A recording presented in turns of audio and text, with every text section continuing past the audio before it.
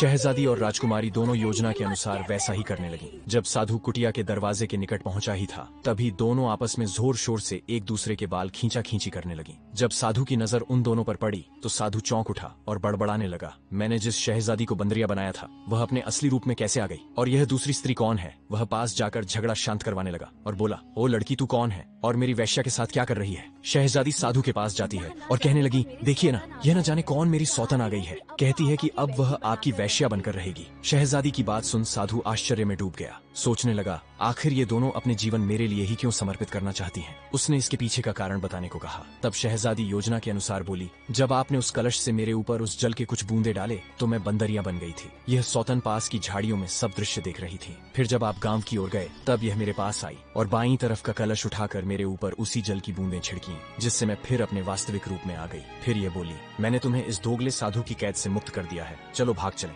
साधु मन ही मन सोचने लगा, इतना उत्तम अवसर इस धूर्त शहजादी ने व्यर्थ जाने दिया। साधु बोला, तुम्हारे पास तो सुयोग था, तुम भाग क्यों न गई। शहजादी बोली, नहीं नहीं स्वामी, मुझे सदा आपकी वैश्य बनकर रहना है। जब आप मुझे बंदरिया बनाकर चले जाते हैं तब मेरी आत्मा परमात्मा के पास चली जाती है, और परमात्मा के धाम में हर कार्य संभव है, वहाँ हर इच्छा पूर्ण होती है। परमात्मा का नगर अत्यंत सुंदर है। साधु सोच में पड़ गया, क्या यह सच्ची घटना हो सकती है। तभी राजकुमारी उर्मिला बोली, स्वामी, मुझे अपनी दासी बना लीजिए, मैं आपको अत्यंत प्रसन्न रखूंगी, आपकी हर ख्वाहिश पूरी करूंगी। बस मुझे अपनी दासी बना ले और बंदरियां बना दो, मुझे परमात्मा से एक अत्यंत आवश्यक कार्य करना है। साधु विचार में डूब गया, यदि यह सत्य है तो मैं इन दोनों को टाल दूंगा और परियों, अप्सराओं तथा अन्य देवांगनाओं संग अपनी मनमानी करूंगा। साधु बोला, पहले मुझे परलोक से घूम कर आने दो, फिर मैं इनमें से किसी एक को अपना बनाऊंगा। उनकी योजना सफल हो गई। साधु बोला, मेरे ऊपर उस जाल का कुछ जल छिड़क दो। शहजादी बिना देर किए उस साधु पर जल की बूंदें छिड़कने ही वाली थी कि साधु ने अचानक उसका हाथ रोक लिया। आगे क्या हुआ यह जानने के लिए बने रहिए।